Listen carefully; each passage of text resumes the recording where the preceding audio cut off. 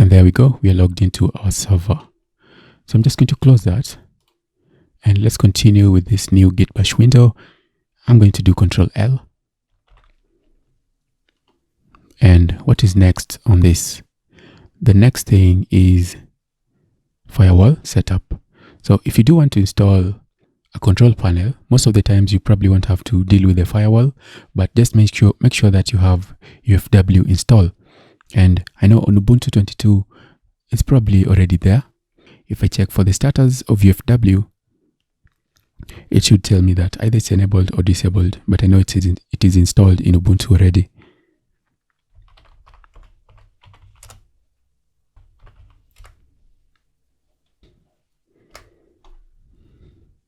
Status inactive, so we can enable UFW.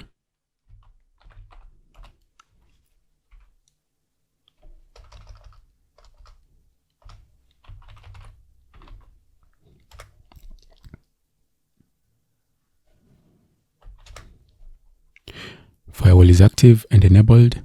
Since our SSH, what is the next thing that we need to do here? After this, we need to set up. We need to change the SSH port, right? Okay, so I'm going to allow everything that I need to allow here. I'm not going to log out yet. So what I'm going to do, let me just first of all allow this, because I'm going to use this as my new port. In the next section, I'm going to be disabling. I'm going to change the SSH port. I'm going to allow this port, and then let's just do the default sudo allow outgoing, allow incoming. I'm just going to copy everything there.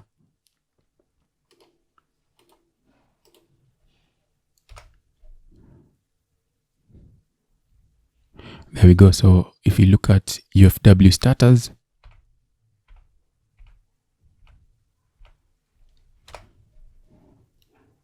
we have one rule that is allowed.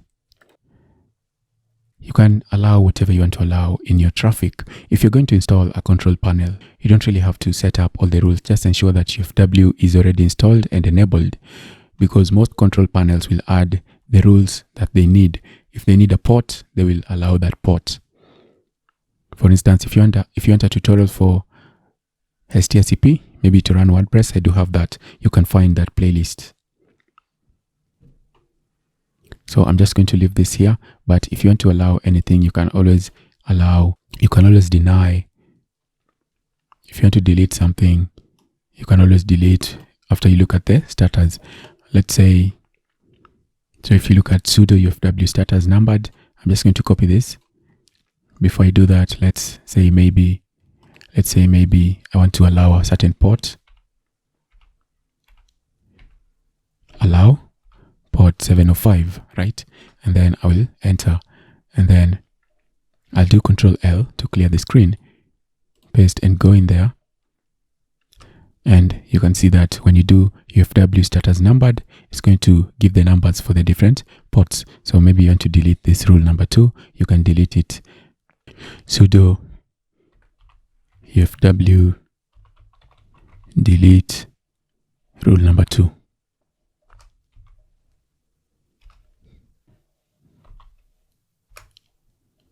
Rule deleted. So if you do status again, you'll see that the one is deleted. Maybe you want to delete 3 as well. You can delete 3.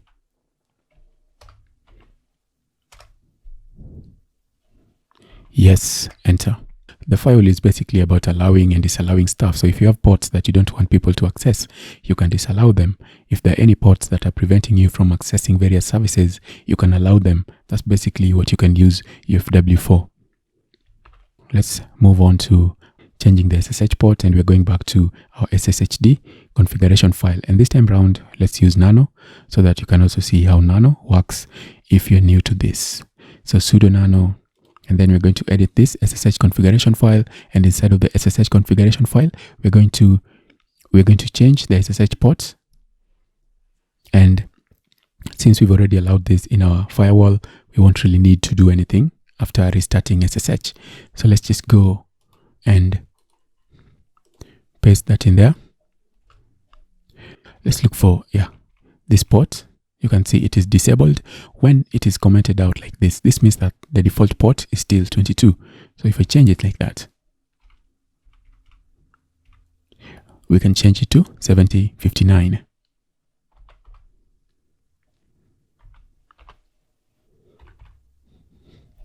Port 7059, that will be our new SSH port. So on Nano, if you want to save, you'll just do Control X, Y, and then enter. Control X, press Y, and then enter. And then let's start SSH. Sudo service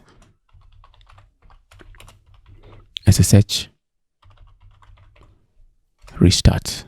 All right, our port is 7059. So let's go and edit our login. So this is the one we've been using to log in. So let's add the port. -P. You can add the port. You can specify the login port by -P 7059. Now, note that this is a small p. This is a small p. At some point, you're going to encounter a different one, which you may encounter a different one, which is SCP. SCP is used for copying files. So if you're going to use SCP to copy files, make sure you're using a capital P instead of the small p if you want to specify a port. So I will copy this. Let's try to log in. Let's try to log in on a new Git Bash window. And I'm trying to log in because I'm hoping that at some point I'm going to encounter a certain permission denied error, which is very common in Contabo. And when I do, we'll see how to fix it. So you can see we have logged in successfully with a new port. Let me exit. Let me log out by doing exit. And if I log out, I'll do Control L and I try to log in without the port, you're going to experience an error.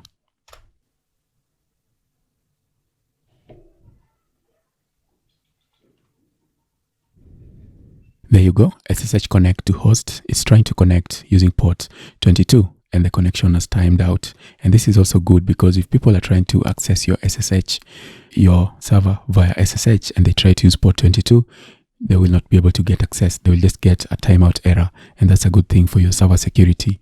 So we've done one thing to at least improve our server security by changing the port and adding SSH authentication via public and private key. Now the next step, let's see what's next here. We've already changed that. Oh, we're almost done. Wow, this is going fast. Restart SSH. We've done all that.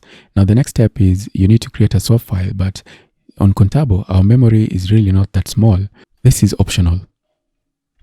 If you have a small server, you can create a swap file, and I'm just going to show you how you can do this so that you can do it if you have a smaller server. On Contabo, if I do free -h, you can see my memory total is 7.8 gigabytes. So for me, I chose the 8 GB RAM. I've used that. So, okay, so let's say you have a smaller RAM, you have a smaller server, and you want to run certain applications that may consume a lot more RAM than you have. And one of those is probably Apache. You may need to add a swap file. So let's see how you can do that. Let's look at the basic rules for how much you should add for your swap file. If you have a server with 2 GB of RAM, you can add 4 GB.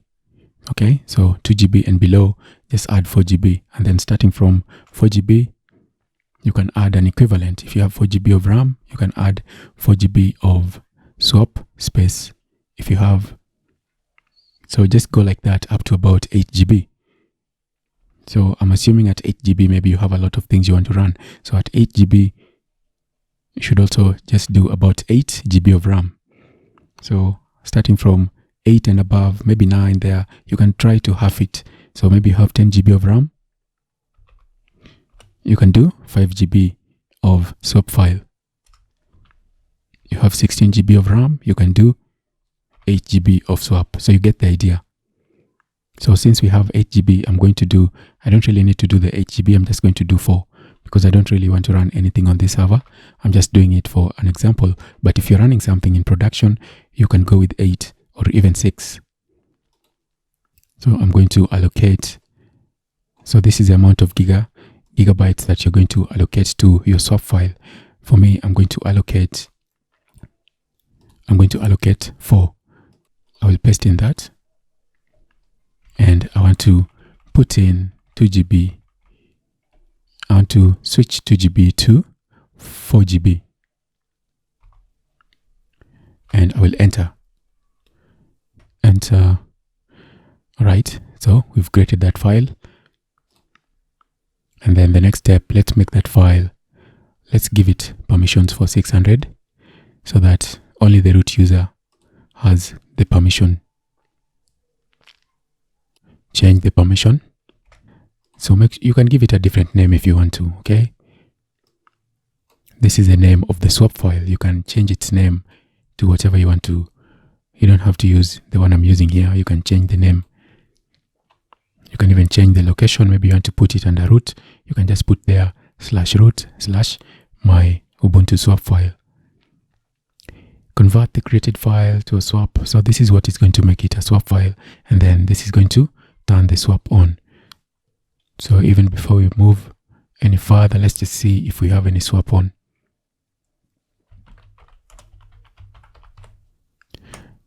So you can see at this point, you don't have any swap file.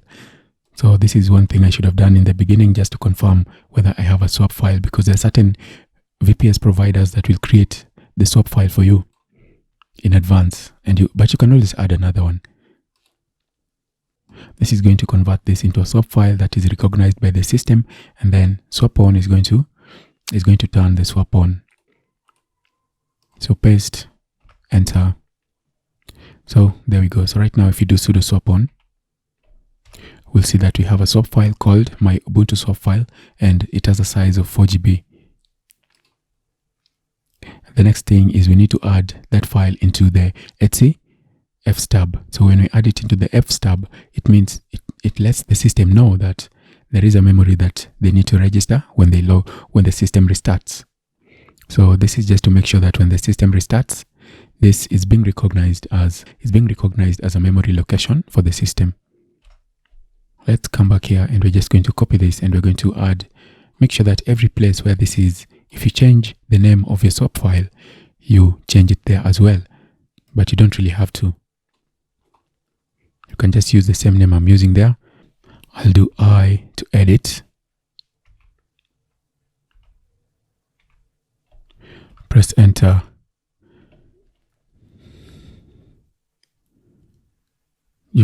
Let's not add it above this. Let's add it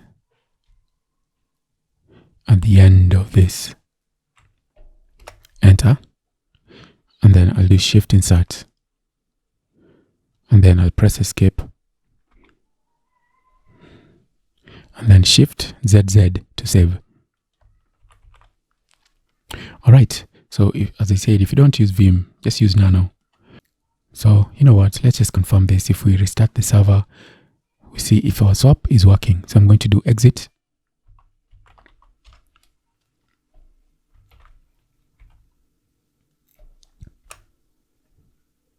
I didn't even restart. Let me restart the server. I'll just do reboot to restart the server. Before I do that, let me copy the password, because I'm going to use sudo. Wait for the server to restart, and then we're going to see if our swap file is available. So just giving it time to restart. Let's just check if it is ready. Is it ready? There we go. Okay, let's do swap on to see if our swap file is active.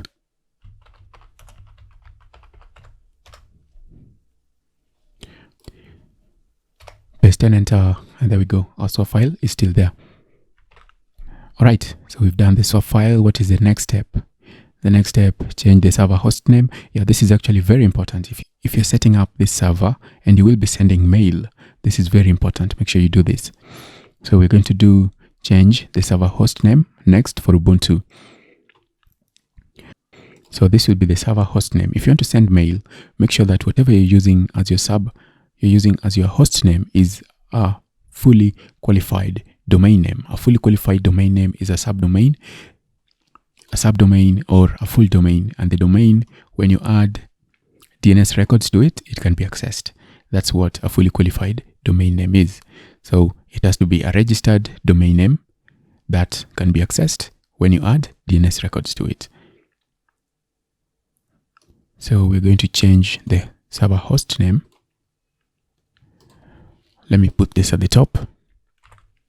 And our host name, let's say I want to use panelx.bizanosa.com.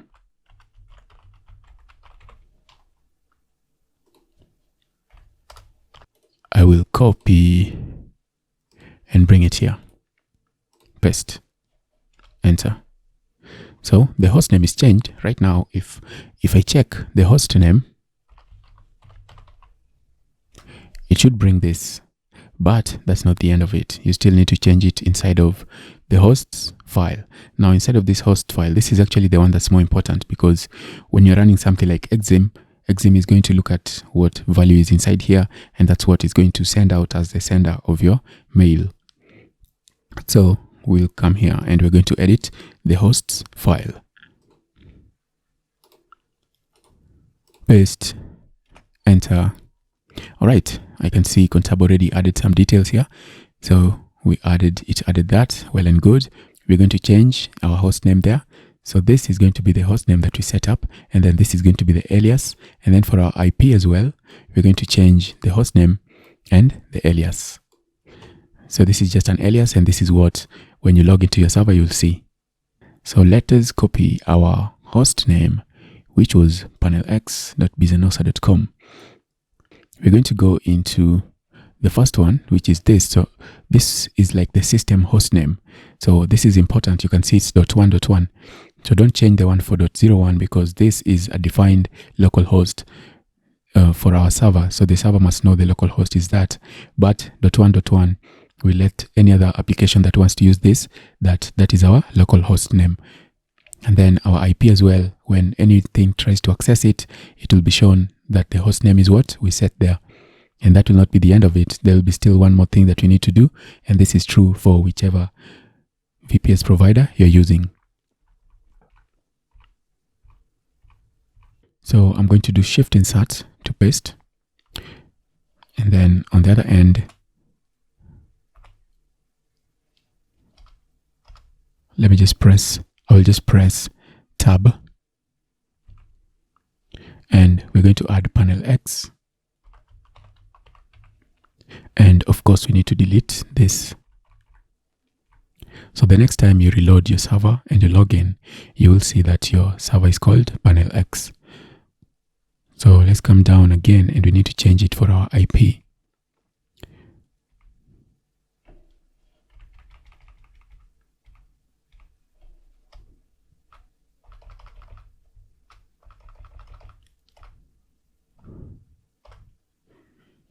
Shift Insert. Let's do Tab. Press Tab. Delete that. All right. Then we're going to save. Control X. Y. Enter. So at this point, I'm hoping that everything is going to work well, because there's an error I'm hoping to encounter, because I want to deal with that error. But if I don't encounter it, well and good, no problem. So let me just reboot the server. And then we're going to log in. And once we log in, you will see that our new host name has changed, and it will no longer be that.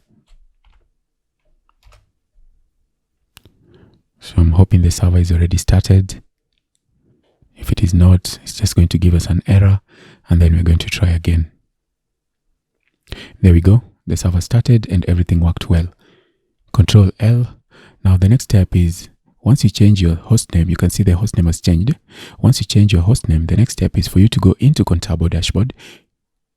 Go into the Contabo dashboard, and then somewhere here you're going to see reverse DNS. If you want to use your website for hosting, so let me log in. If you want to use your server for hosting actual websites, and you want to send mail as well from your server, you'll need to change your reverse DNS on Contabo as well.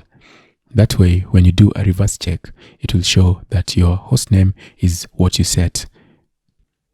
To change the hostname in your Contabo dashboard so that it can reflect when people do RDNS checks, you need to come here under reverse DNS, and then you're going to copy. You are going to copy your new hostname, and then you're going to edit the new hostname to match with your IP. Paste, save. So once you do something like this and you copy your IP address and you check on, let's just do an RDNS check.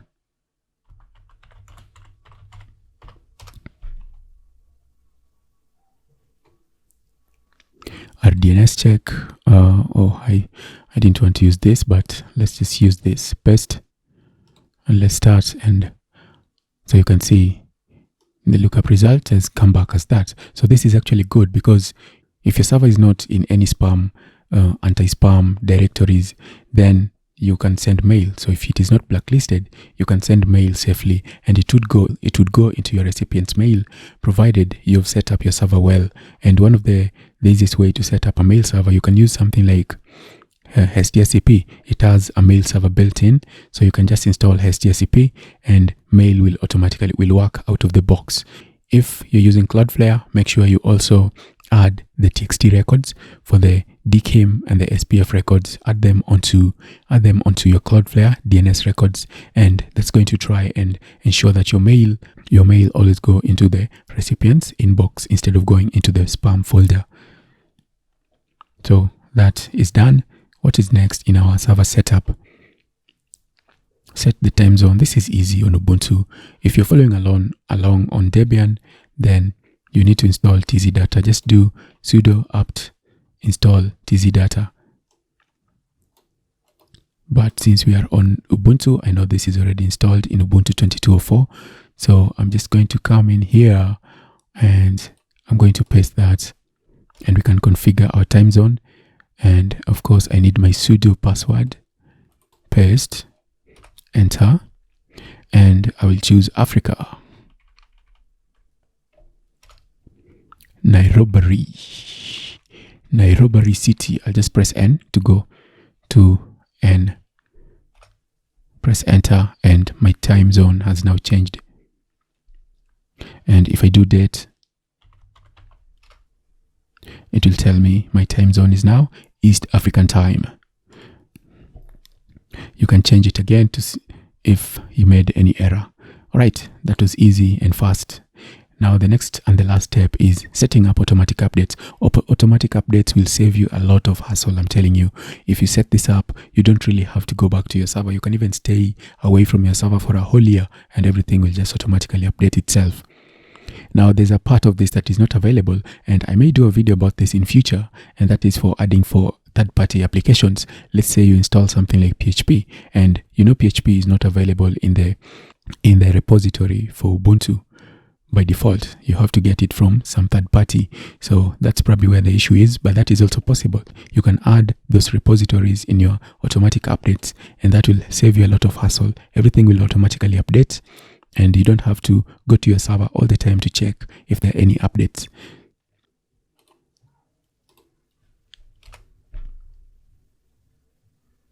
Okay, we don't have any updates. Control L.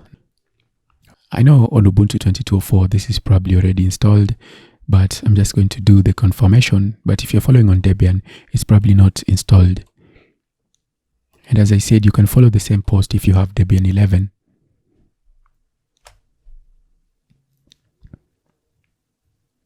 It was not installed. There we go. It is now installed. Control L. Now the next thing is we're going to do that, and this is going to enable the updates. It can enable priority updates, and this is going to set the update in motion. So even at this point, if anything changes on Ubuntu, it will be updated. Paste,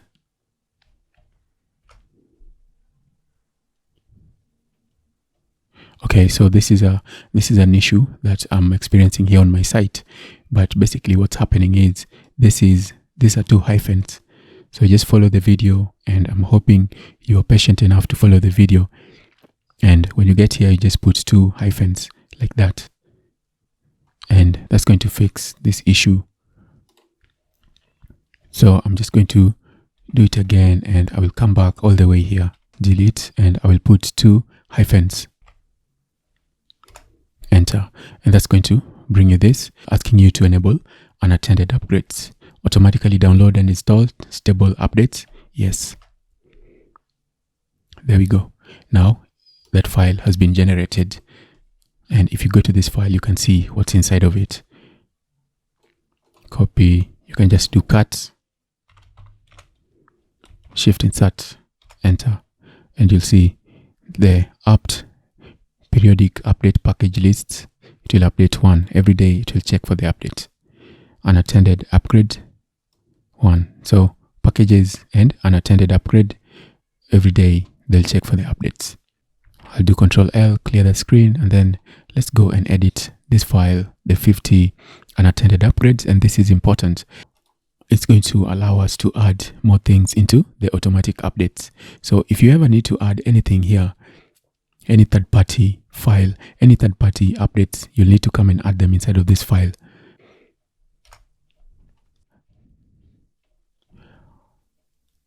So the unattended upgrades that are allowed are this. And we also need to enable updates for normal packages. So I'm just going to uncheck that, and that's going to enable this. So any updates for all our applications, anything that we install, that is available in the Ubuntu repository, that can be updated there. This, you don't really need. Proposed, yeah, you can also enable this. You can also enable that. Just leave only this enabled. And then if in future you want to enable a repository that's not here in Ubuntu, a good example is PHP. You can always add it in here. Okay. And I may do a video for that. If you need a video for that, let me know. I'll do a video for that. I can even write a post for that and show you how to do it. But you'd just add it in the same format. Okay. So the distro ID, and then where it's coming from. Okay. Something like this you can add. Maybe it's Chrome. You have Google Chrome installed. You can add it like that in here. Okay. So it's not the same way on Debian. In as much as Debian and Ubuntu are similar, you'll see that if you go to the 50 upgrades for Debian is a little bit different. For Ubuntu, this is how it is. Let's just forget about that for now. We can go down and I can explain some more things here. So unattended upgrade package blacklist. Maybe you don't want to upgrade MariaDB. Let's say you don't want to upgrade MariaDB. I will press I to go into insert mode. If you don't want to upgrade MariaDB, you can always add it here. So quotes, and then you can put MariaDB inside here. MariaDB will not be updated automatically. Maybe whatever these are, you don't want to update any of these packages.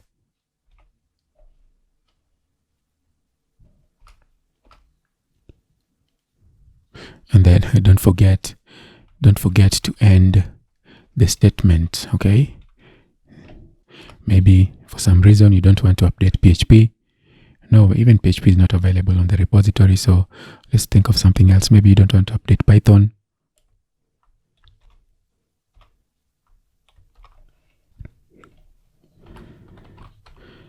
So you can add Python in there. Maybe you don't want to update packages that start with Python. So you can say py, whatever. You don't want any of those updated. That's just an example of what you can prevent from updating. But of course, I don't need any of this. So I'm just going to comment them out. I'm going to comment this one out as well. And let's continue down the line. Unattended upgrades, dev release, auto. Most of these things, you can always read whatever they're about, and that will help you. Let me do escape. I don't want to edit anything in there. So unattended upgrades, all these items you can read. The only other thing that I need to look at here is Where is it? Mail, send mail. I can see send mail here. Let's just add numbering. So press escape and you can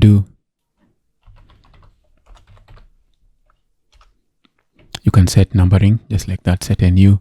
If you want to remove the numbering, you can just do set no new, no new, and that's going to remove the numbering. So here on line 75, you can see we have this. Okay, if you want to receive mail when updates occur, you can do that here. So let me press I to go into edit mode. And unattended upgrade mail, you can add your mail address in there. Mail, and you can add your mail address in there.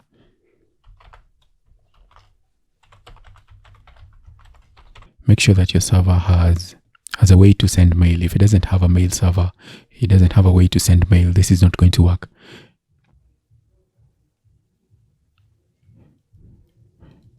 And then automatic reboot. You can reboot without confirmation, but this needs a certain package and you're going to see how to install it. I think I skipped that bit. So here under reboot, you can make it true after the update has run, or you can enable automatic reboot. You'll need to change this to true. You'll need to change this to true. Alright, so that's pretty much it for this file. You can read all this if you want to know more about what is available here. Most of them are commented and they're explained, and if no explanation is clear, you can always go online and search for what you need, what you're trying to learn.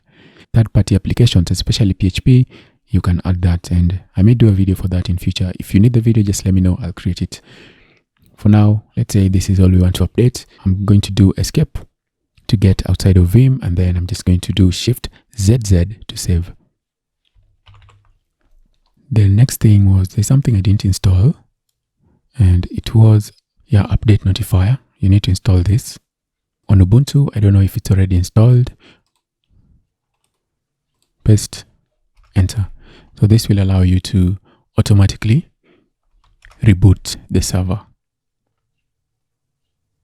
That's pretty much it. At this point, you've done everything we needed to do in this initial server setup. You have done everything that you needed to do. And one thing that I know I added in this post at some point was if you need to run the service on demand, maybe you're experiencing any problems, you can always do a dry run. Copy. Let's do a dry run for our update, and it's going to tell us if it's unable to do it. So I can do debug, and if there are any issues, it's going to tell you that something is unable to update or whatever, or if you have any updates. So you see, right now it's telling me that this is unable to send mail, probably because I don't have Exim installed. So I will have to install something. That is good. No packages were found that can be updated. That is good. That means that everything is working well, and you can just leave it to run. And if you want to run it right now, you can always run it with the -d flag. So if you do the -d flag, it's going to update everything right now. So if I did have any updates, I can just do -d and it's going to update. But you can see it's telling me that there are no packages that need to be upgraded. That's all I can do to help you do your initial server setup. We deployed the Ubuntu, definitely logged in, created the user, SSH login, disabled root login, firewall setup. I spoke about that. Changed the SSH port, created a swap file, changed the server host name, set up auto. Yeah, everything has been done. The next step is for you, if you want to run WordPress, you want to run Magento, you want to run basically any PHP applications, just go with HestiaCP. Very lightweight, nice control panel, very easy to use. So if you want to install HestiaCP, let me just show you how you can do that. So on this link down here, you can generate a script. And for me, I usually encourage you to use Nginx and PHP FPM. So when you're generating the script, just disable Apache.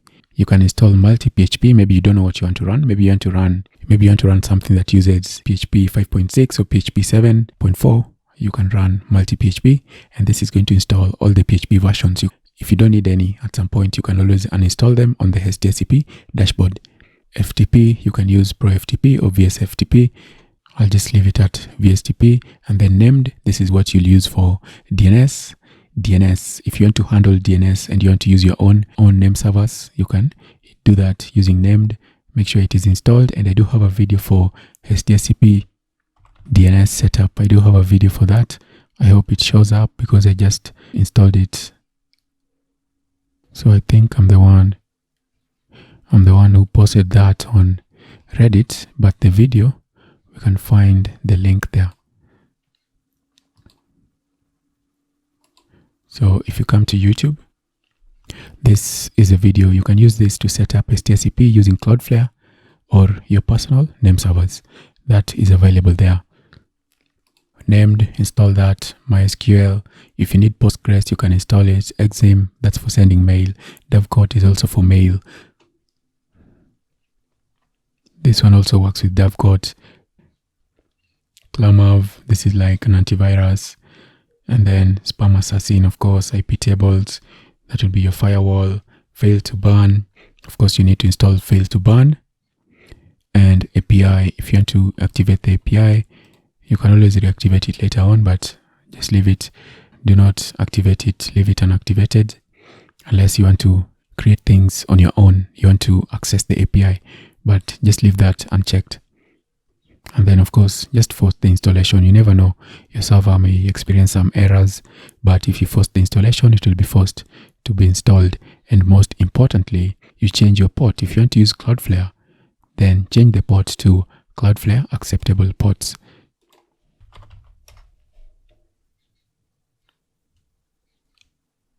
So network ports, let's see which ports Cloudflare supports.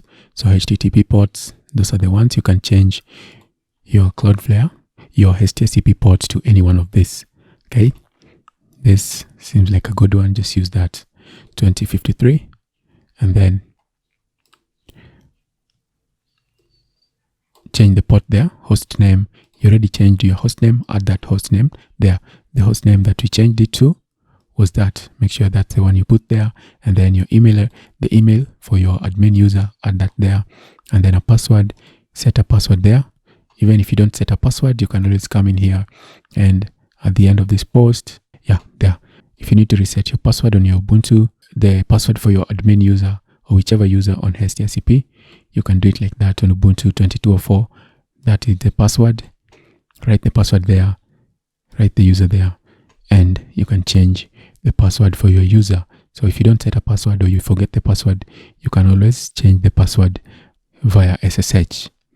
And then this, just leave that unchecked. You want to proceed, come in here, copy that, run that on your SSH, and then run this on your SSH, and then log in. This pretty much should end this tutorial for how to deploy and do an initial Ubuntu 2204 setup on Contabo. Let me just try and reboot the server and see if there are any issues logging back in. If you have an issue where you're unable to log back in, I did a video about how to log in via VNC. When you log in using VNC, you can always figure out what the problem is. Normally, you can just go into your SSHD configuration file, see if there is anything there that is disallowing you from logging in. And you can also see if the SSH port is allowed, and you can also check if SSH is running. You can just do something like SSH service SSH status, and that will show you if SSH is running. So you can see after setting up the SSH key, login is pretty much a breeze. You won't really have any much problems logging in because we have changed the port. We have also disallowed password authentication. So this is good for your server, and we've also disabled root user from logging in. So that's pretty much it for this video. If you do have any questions or you're stuck, just feel free to ask me in the comments section. I'll see you in another video.